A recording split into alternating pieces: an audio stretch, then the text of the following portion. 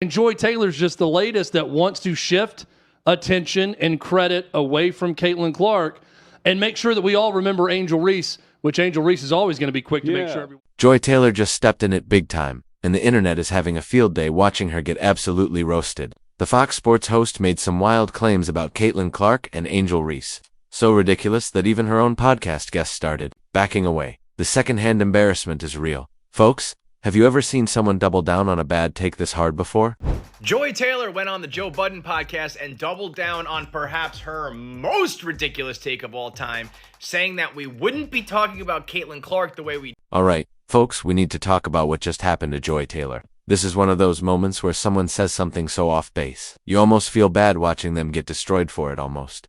Joy decided to go on Joe Budden podcasts and make some claims about Caitlin Clark and Angel Reese that were so wild, so completely detached from reality, that even the people sitting next to her were like, whoa, hold up. We can't go sign this nonsense. Spreading the narrative that Caitlin Clark would not be anything without Angel Reese, which is baffling. There is any number of numbers, statistics, analytics, whatever you want to look at that prove. So what exactly did Joy say that has the entire basketball world laughing at her? She claimed, and I'm not making this up, that we wouldn't be talking about Caitlin Clark the way we do if it weren't for Angel Reese. She even said she'd die on this hill defending that position. Well, Joy, you might want to start digging that grave, because the receipts are about to bury you alive. I said when Angel and Caitlin got into it in the championship game, and Angel did the ring thing, I said this is the Magic Johnson, Larry Bird moment for the WNBA. Like, this is great. I'm a storyteller. I think storylines are so fucking important. I think you need villains. I think you need heroes. Let's start with the most basic numbers that completely destroy her argument. Caitlin Clark received 515,000 All-Star votes. Angel Reese, she's all the way back in 13th place. That means Clark got 3 times more votes than S times. If Angel Reese were really the massive draw boosting Caitlin Clark's popularity, wouldn't you expect her to at least be in the same ballpark? But she's not even playing the same sport when it comes to fan interest.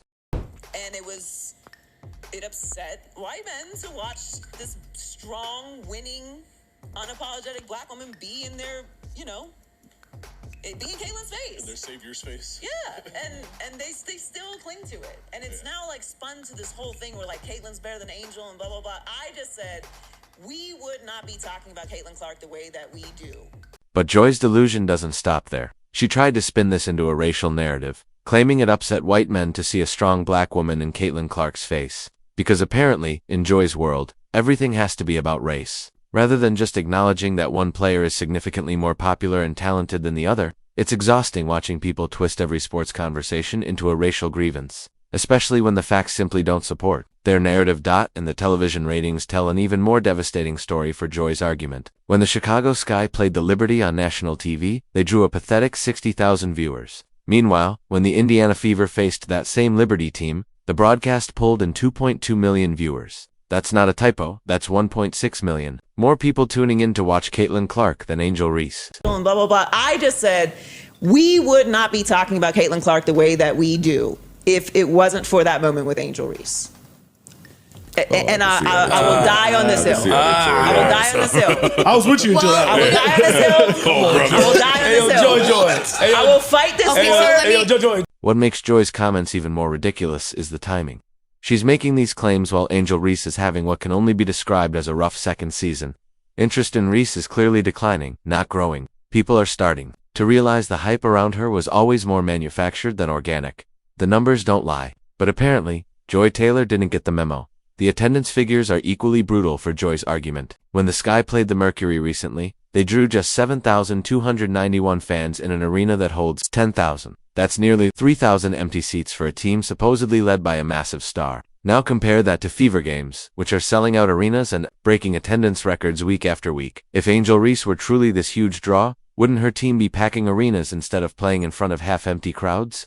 So I just think that it's like comparing apples and oranges. Caitlin Clark and Angel Reese, it's like, what are we doing? Yeah, at least they don't play the same position. They like doing the like Magic and the Bird comparison. Well, they played similar positions. Like Bird wasn't a point guard, but he played the guard position. Like they at least kind of match up. This, like, what are we doing? So I'm not falling into that. I'm not into the comparison. I think that there are a number of things that Angel can improve on, will improve on in the situation she's in.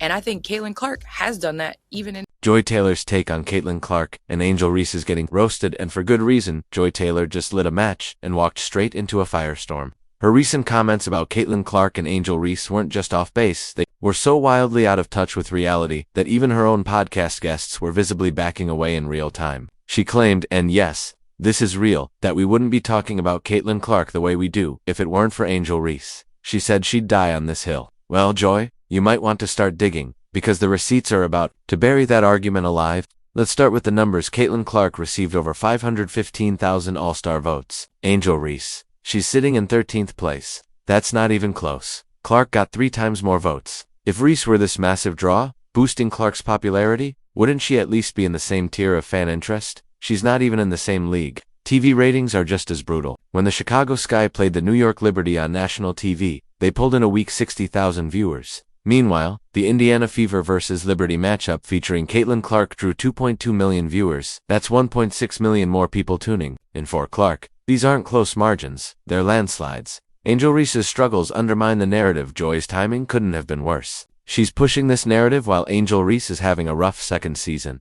Interest in Reese is clearly declining. Her performances haven't lived up to the hype, and fans are starting to realize much of it was more manufactured than organic. It all came to a head during what should have been Reese's triumphant homecoming at LSU. The Sky went to Baton Rouge and they couldn't even sell out half the arena. Let that sink in. Angel Reese couldn't pack her own house. If she were truly a transcendent star, that wouldn't happen. Even some of her supporters began asking uncomfortable questions. If our girl is supposed to be this huge star, why aren't we showing up? Why aren't the TV ratings there? Why does it feel like the support isn't real? Those are the kinds of questions that separate genuine popularity from manufactured hype. Joy's racial narrative falls flat. Joy tried to spin this into a race issue, suggesting white men were upset by a strong black woman challenging Clark, but this framing ignores reality. Caitlin Clark's popularity isn't about race. It's about talent, performance, and impact. Let's be real. The WNBA is full of black women who are beloved, celebrated, and dominate headlines. Aja Wilson is arguably the best player in the league. Nika Ogwumike-Araike, Ogunbowale Jewell-Loyd, all black stars, all respected. Brittany Griner, post-controversy, still draws major media attention. Race isn't the issue. Talent, performance, and consistency are. Media metrics tell the truth. Look at YouTube, social media, and merchandise sales. Channels built around Caitlin Clark content are thriving. Jersey sales, Clark's flying off shelves nationwide. International fans, Clark has a growing global fan base. Meanwhile, Angel Reese content struggles to gain traction. Even Clark's draft position, first overall versus Reese's 7th, tells the story. Evaluators know who the generational talent is. Even the podcast room wasn't buying it. The most telling moment of Joy's podcast appearance was watching her co-hosts slowly backpedal. They were nodding along about rivalries and storylines. Sure, that's part of sports. But when she claimed Caitlin Clark wouldn't be a star without Angel Reese, you could feel the room stop. Even Joe Boudin's crew, not known for holding back, seemed to collectively go, nah, we're not touching that one. Because even they knew. This take was DOA? The Bird and Magic comparison? Stop it, Joy compared Clark and Reese to Magic Johnson and Larry Bird. Seriously, Magic and Bird were equal talents, with mutual star power, who elevated the entire sport together. Caitlin Clark is that kind of talent. Angel Reese is a solid rebounder with a strong personality. That's not a rivalry. That's a mismatch. This take will haunt Joy Taylor. Joy Taylor used to work for top networks. She knows how ratings work. She understands metrics. But this time, her ideology overrode her judgment. And now, she's become a meme, a textbook case of media bias getting exposed by cold, hard facts. From TV ratings to ticket sales, from social media engagement to all-star voting, the story is the same. Caitlin Clark is a generational superstar. Angel Reese is a role player who benefited from being near her. Joy Taylor said she'd die on this hill. Well, turns out that hill doesn't exist. Final thoughts. Joy tried to force a narrative that wasn't backed by facts, numbers, or reality, and now she's facing the backlash. This isn't about race. It's not about storylines. It's about truth versus spin, and star power versus manufactured controversy. So what do you think about Joy Taylor's comments? Drop your thoughts below. Smash that like button, and subscribe for more sports media meltdowns, because this one's going in the Hall of Fame.